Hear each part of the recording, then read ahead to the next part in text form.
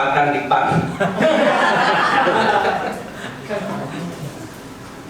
Jadi sebenarnya judulnya kita harus ubah dulu ini. Pengaruh Presiden Jokowi terhadap kekuatan Islam. Karena saya melihat Presiden sekarang ini lebih berani dibandingkan dengan Pak Harto. Pak Harto masih memberikan tempat kepada Muhammadiyah dan NU. Kalau Presiden Jokowi, entah dia berpikir atau tidak, saya tidak tahu.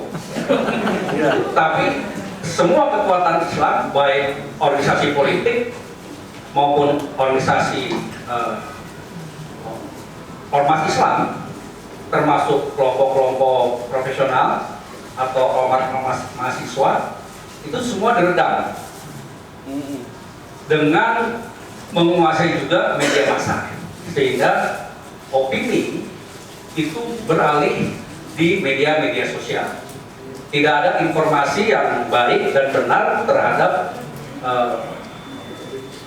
apa yang dilakukan oleh tokoh-tokoh maupun organisasi Islam. Kita juga mengalami degradasi kepemimpinan tokoh-tokoh yang bisa dijadikan suri teladan. Kalau era Masyumi, tokoh-tokohnya punya integritas. Sekarang, baik Orpol maupun ormas Islam, tokoh-tokohnya mengalami problem. Rata-rata problemnya adalah tersangkut dengan kasus-kasus yang berhubungan atau berkaitan dengan korupsi. Ini juga tidak bisa dijadikan suri teladan. Itu yang pertama. Yang kedua, ini lucu juga negara kita. Ada ekonomi syariah, ada asuransi syariah, bahkan sampai ada hotel syariah. Tapi politik syariah nggak ada, nggak boleh. Jadi bagaimana mensikapi masalah ini, Prof? Ya, politik syariah yang bisa dijadikan acuan bagi umat Islam. Kenapa saya kira, saya ingat Prof, tahun sekitar 1980-an di Kahmi itu berkumpullah semua tokoh dari masih 3 partai. Bagaimana alumni-alumni ini mendistribusikan orang-orang di semua partai sampai ke tingkat akademi polisi dan tentara, sehingga kita ada alumni HMI yang jadi tentara, jadi jenderal, ada polisi jadi jenderal. Nah, jadi semua, bahkan waktu itu pimpinan MPR semua alumni HMI. Ada Sugeng Saryadi, ada jenderal siapa itu yang tentara itu, semua. Ya. Ini berkaitan dengan kekuatan politik identitas atau kekuatan politik komunitas. Nah kita, saya kira saat ini memang sepanjang suri teladan kepemimpinan belum ada dari tokoh-tokoh baik organisasi politik Islam, ormas Islam, tidak akan mampu mempengaruhi dan mengimplementasikan kebutuhan-kebutuhan umat Islam. Jadi saya kira yang paling utama menurut saya dalam pandangan saya adalah bagaimana tokoh-tokoh Islam ini mampu menjadi suri teladan, menjadi panutan, dan mampu mempengaruhi kekuatan-kekuatan organisasi baik politiknya, organisasi politiknya maupun ormasnya, termasuk HMI. Ya. Ini mengalami persoalan besar di tubuh HMI. Nah, inilah saya kira yang bisa saya sampaikan. Yang ketiga, masalah civil society. Saya kira Pak Jokowi ini presiden yang berhasil mengakomodir semua kekuatan sehingga tidak terganggu. Kita kalau bicara undang-undang keuangan misalnya, hutang kita harusnya dia sudah harus diganti, harus jatuh, karena sudah melebihi ambang batas dari pinjaman yang boleh dilakukan oleh negara. Tapi semua, baik semua sekarang di DPR dan MPR, semua partai kebagian wakil ketua MPR 1 sampai 8 diakomodir semuanya, karena partai politik orientasinya kekuasaan. Nah, bagaimana kalau ada tokoh misalnya, dulu kita punya Pak Natsir, ya, bisa menjadi suri teladan, banyak tokoh-tokoh Masumi, Pak Sapudi dan lain sebagainya. Jadi panutan bisa didengar. Sekarang bagaimana kita mau mendengar misalnya dari Imam Besar FPI yang kita tahu latar belakangnya misalnya, agak sulit. Pemimpin yang pindah misalnya mencoba menggerakkan umat Islam. Padahal di banyak organisasi politik ada orang Islam, ada umat Islam. Yang orang Islam ini tentu komitmen keagamaannya terhadap prinsip-prinsip keagamaan muamalahnya itu tentu tidak terlalu kuat. Tapi kalau yang umat misalnya, kita bicara umat, tentu dia punya komitmen yang tinggi. Itulah sebabnya mengapa walaupun gerakan 212 itu sangat masif, terstruktur, tapi PDIP tetap juara. PDIP tetap juara. Partai Islam di belakang. Bahkan yang kalah-kalah pun oleh presiden dibikin deal-deal politik sehingga mereka sekarang semua mendukung presiden. Jadi oposisi ataupun pengaruh kekuatan politik Islam nyaris tidak akan ada lagi sekarang ini. Kita hanya menunggu dengan sabar pergantian pemimpinan di tahun 2024. Apalagi yang diagung-agungkan oleh 212 itu sudah menjadi anak buah presiden. Sulit. Jadi memang ini entah strategi, ini entah apa tipu daya, kita tidak tahu. Tapi yang jelas bahwa 212 tidak punya presiden lagi sekarang, sudah jadi menteri. Nah, nanti mereka siap-siap mungkin bergabung dengan kekuatan politik sekuler atau yang lainnya. Saya kira itu yang jadi masalah bagi kita di era periode kedua dari kepemimpinan Pak Jokowi. Terima kasih. Penanya kedua tadi siapa? Asgar. Ya, Asgar. Dr. Asgar. Assalamualaikum warahmatullahi wabarakatuh. Profesor, saya juga kader HMI. Saya sekarang ketua KMI UNAS di periode sekarang.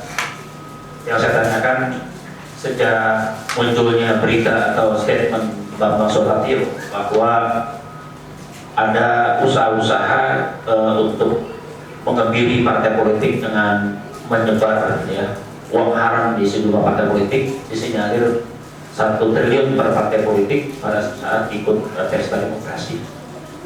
Nah, ini kelihatannya bahwa fenomena kekuatan politik kita itu, terutama Islam itu sudah pudar, gitu ya. Sejak munculnya Pak Jokowi dengan keberanian membuat yang namanya salah satu ormas terbesar, gitu ya, ditidurkan atau dihentikan, mati suri atau mati mendadak. Kata Yusril ini belum tamat tapi sudah tamat, gitu ya. Nah, bagaimana kelompok-kelompok mahasiswa yang masih bernapas Islam, ada HMI, ada Muhammadiyah, ada NU, ada PNI, ini kelihatannya juga tertidur, gitu ya. Nah, di era sekarang tokoh-tokoh Islam di partai politik yang saya lihat adalah tidak berdaya dan atau tidak diberdayakan. Bagaimana menurut pandangan Profesor, ya, gerakan-gerakan apa yang dapat mengajak masyarakat, terutama umat Islam, untuk satu komando, satu suara, membuat sebuah partai terobosan yang ujung-ujungnya adalah untuk menjadi solutif kepemimpinan yang akan datang. Karena kita tahu perkembangan politik ke depan, ini ada tokoh-tokoh yang muncul, ada Puan Maharani, ada Erick Thohir, gitu ya. Nah, itu bagaimana potret Islam yang kita idam-idamkan. Demikian, Prof. Terima kasih. Assalamualaikum warahmatullahi wabarakatuh. Salam. Nanya kedua, yang ketiga. Silakan.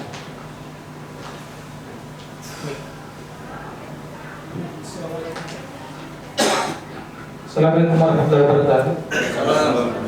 Kalau dua orang sebelumnya alumni HMI. Saya beda, saya masih aktif. Tapi kader juga.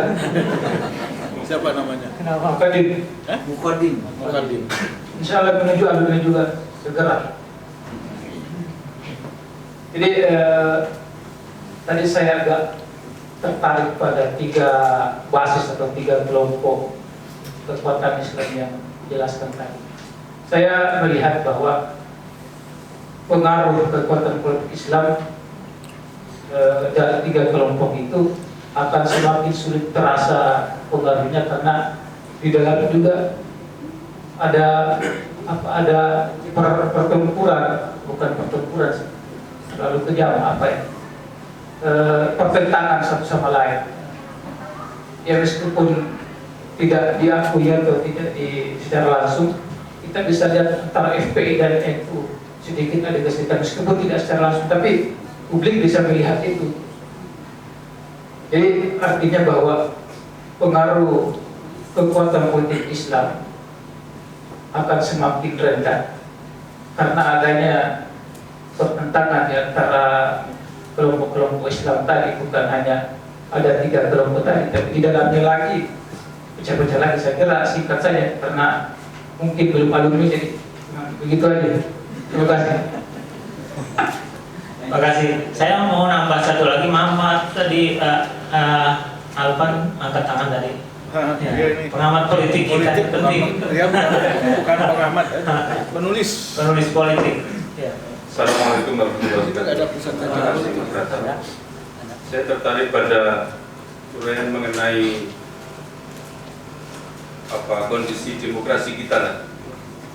Artinya mengapa di ekonomis itu membuat kita menjadi flat demokrasi yang cacat. Antara lain karena kebebasan berekspresi, kebebasan berpendapat itu mulai diawasi. Ini mengingatkan kita pada era digital sekarang. Kebetulan saya membaca banyak buku mengenai digital, internet dan politik dan sebagainya. Saya mau membuat buku mengenai demokrasi digital. Yang menarik di sini memang tidak saja gejala Indonesia, tapi sudah menjadi gejala global terkait dengan surveillance capitalism. Itu yang kajian yang dipopulerkan oleh Susanna Zuboff itu, Prof. Jadi negara dalam hal ini sangat diuntungkan karena apalagi kemudian negara itu bersatu dengan kapitalisme, di mana surveillance kapitalisme atau kapitalisme pengintaian, kita sudah diintai di mana-mana oleh benda yang kita pegang-pegang ini, digital teknologi. gadget. Jadi itu negara dengan sangat atau perusahaan-perusahaan besar itu dengan mudah itu sudah rakyatnya itu sudah terpetakan semua lah gerak-geriknya. Bahkan yang paling ekstrem itu Cina, di CCTV dipasang di mana-mana. Bahkan kemudian sistem keamanan bandara itu kan juga sudah sangat digital sekali, Bro. Jadi suhu tubuh manusia pun juga sudah terpantau dari jauh, sehingga kita ini sebagai individu sudah nggak bisa berbuat apa-apa lagi, sudah diintai di mana-mana. Dan dalam posisi seperti ini negara sangat diuntungkan. Civil society, apakah itu gerakan Islam, apakah itu gerakan buruh dan sebagainya, posisinya sangat rentan. Mereka nggak punya kekuasaan untuk memiliki teknologi digital yang surveillance itu dimiliki oleh negara maupun oligarki perusahaan-perusahaan raksasa digital itu. Nah, saya kira saya belum menemukan jawaban atas buku-buku yang saya baca itu, Prof. Kira-kira civil society yang baru nanti bentuknya akan seperti apa di tengah-tengah surveillance state, surveillance kapitalisme yang tak terelakkan lagi ini, gitu. Saya itu kan semuanya dikaitkan dengan novelnya 1984 itu, George Orwell. Tetapi Orwell pun juga tidak memberikan solusi kan kira-kira Iya. ketika terjadi surveillance state, negara pengintian yang begitu dahsyatnya ini, kemudian perlawanan dari ranah civil society seperti apa? Saya belum menemukan gambaran. Pertama, yang kedua, ini masalah tadi itu kenapa kekuatan atau peta politik Islam kita itu terpuruk secara formal tadi kok. Memang belakangan ini kan muncul itu upaya untuk menjawab, tapi saya kira mungkin jawaban itu juga kurang tepat. Membangkitkan lagi romantisasi Masyumi di masa lalu. Iya. Itu ada itu mungkin Bang Kakban barangkali yang membuat partai Islam itu. Partai politik Islam ideologis. Partai politik Islam ideologis, nah, sebentar lagi mau dideklarasikan. Iklan-iklannya sudah muncul dengan membawa. Iya, sudah.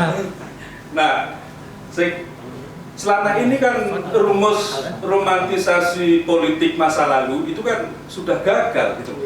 Artinya dulu Bang Ridwan Saidi membuat partai Masyumi baru, lede-ledean dengan Bang Dul Abdullah Yahamahua, PPIIM, Partai Politik Islam Masyumi.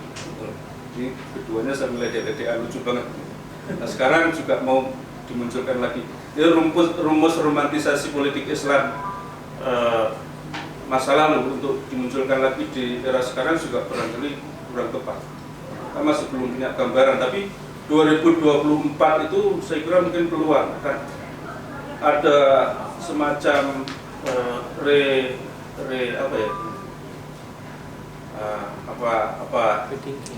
ada pertandingan baru ketika tokoh-tokohnya itu sekarang masih gelap gitu. Masih gelap. Saya kira mungkin tokoh-tokoh yang mereka yang sekarang menduduki sebagai wali kota atau gubernur dan sebagainya itulah yang atau pola-pola kemunculan Jokowi juga akan terulang lagi. Nah, barangkali itu juga menarik untuk kita lihat apakah ada tokoh-tokoh Islam di situ. Nah, kalau dikaitkan dengan populisme politik, yang diperlukan itu adalah tokoh. Saya sepakat. Nanti kita memiliki krisis kepemimpinan karena Bang Hamzah bilang tadi faktor KPK ini. Tetapi tokoh kita itu loh siapa? Regenerasi ketokohan. Oleh karena itu ini yang perlu dicari.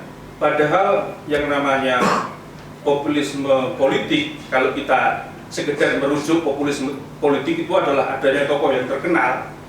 Jadi sejarah politik Islam kita itu nggak pura-pura. Bahkan pertama kali orang populer yang memiliki massa yang banyak dan memiliki nilai politis itu Pangeran Diponegoro, kemudian Cokro Aminoto, dalam batas tertentu Soekarno sebagai muridnya Cokro Aminoto, dari golongan Islam semua kira-kira. Kemudian setelah itu di era demokrasi parlementer masih ada Pak Najir dan Wahab Hasbala dan sebagainya tokoh-tokoh bermunculan. Di era Orde Baru memang terjadi depolitisasi, itu membuat tokoh-tokoh itu menjadi nyungsep, ya kan? Kalau nggak di-ACC oleh negara tidak muncul. Tokoh yang terakhir itu saya kira yang agak populer adalah Pak Mudrik Sangidu dari Solo sana, yang berani melakukan kuningisasi, menandingi gerakan kuningisasi. Tapi sayangnya Pak Mudrik itu dari golongan priai, jadi dia nggak bisa ngomong dengan orang biasa, golongan rakyat jelata, buruh dan sebagainya, itu bosok, nggak bisa. Nah kita itu loh Prof, ini kan temanya tentang populisme politik. Saya lihat-lihat ini kok belum ada orang yang merakyat betul dari golongan Islam. Beberapa waktu yang lalu ada itu almarhum Agus Edi Santoso. Udah meninggal. Udah meninggal, tapi dia kan hanya sekedar melontarkan wacana. Iya, tapi dia politisi bukan. Orang-orang dari sisi yang seperti itu, kalangan, kalaupun bukan partai politik tapi civil society yang bisa ngomong dengan rakyat itu juga susah menemui. Saya kira itu beberapa catatan saya. Kalau Cak Nun kan sudah tua.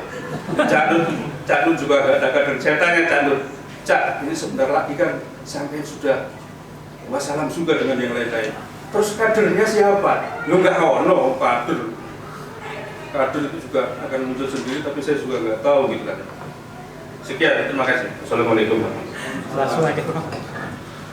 Ya, terima kasih Bapak-bapak dan kawan-kawan semua. Yang isinya itu banyakkan keluhan, ya.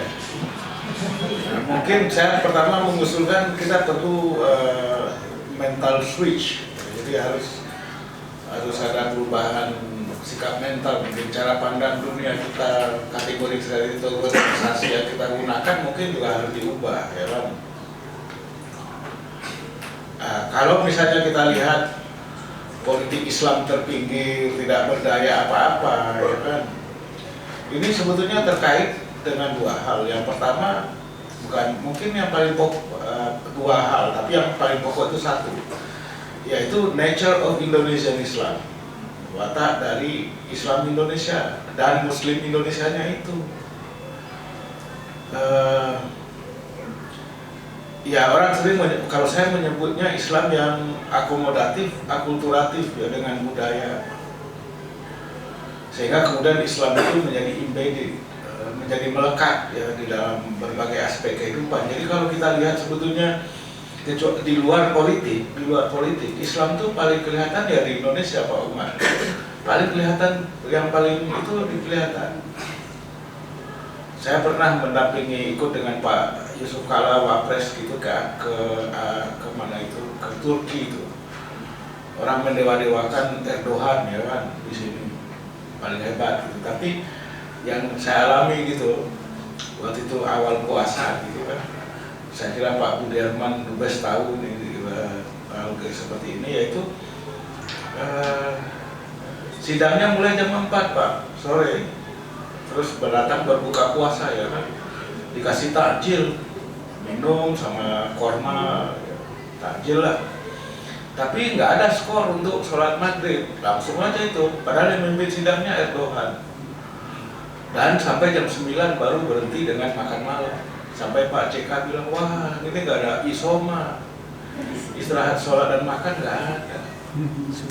Ya kan, walaupun partai yang diusung oleh Erdogan itu adalah partai ya semacam PKS-nya lah kalau di Indonesia, AKP, ya kan, Partai Keadilan dan Pembangunan gitu. Begitu. Kalau kata Pak JK, kalau di Indonesia kita bisa dimakzulkan. Nggak ada itu. Kalau di Timur Tengah memang biasa begitu. Mau di Saudi, saya berkali-kali itu konferensi. Makanya kemudian Mas Fahrudin, kalau saya konferensi kongres di dunia Arab, itu biasanya sholat saya itu cuma sekali sehari. Semua dikumpulkan pada waktu Isya. Jadi di jamak, bukan di jamak, di kodok. Jadi sholat zuhur dan asar di kodok pada waktu Isya. Kalau maghrib itu bisa ditarik ke Isya kan, itu bisa. Tapi kalau zuhur dan asar, ada mahasiswa saya nanya, wah nggak sah Pak, katanya. Sholat nggak ada di kodok, yang di kodok itu puasa. Ya saya bilang terserahlah Anda mau mendapat, tapi Allah pahamlah kenapa saya sholatnya di kodok, ya. Nah, jadi itu dia Islam Indonesia itu, Islam yang wasatiyah itu, Islam jalan tengah, ummatan wasatan, Islam yang fleksibel, Islam yang pokoknya bagaimana nanti saja. Orang Indonesia itu begitu. Islam, termasuk orang Islam juga bagaimana nanti aja. Kalau di London, nggak tahu kalau di Roma, ini beliau belum di Roma. Sebelum di Roma di Melbourne ya Pak. Itu kalau ada ramalan cuaca besok hujan, semua orang bawa payung.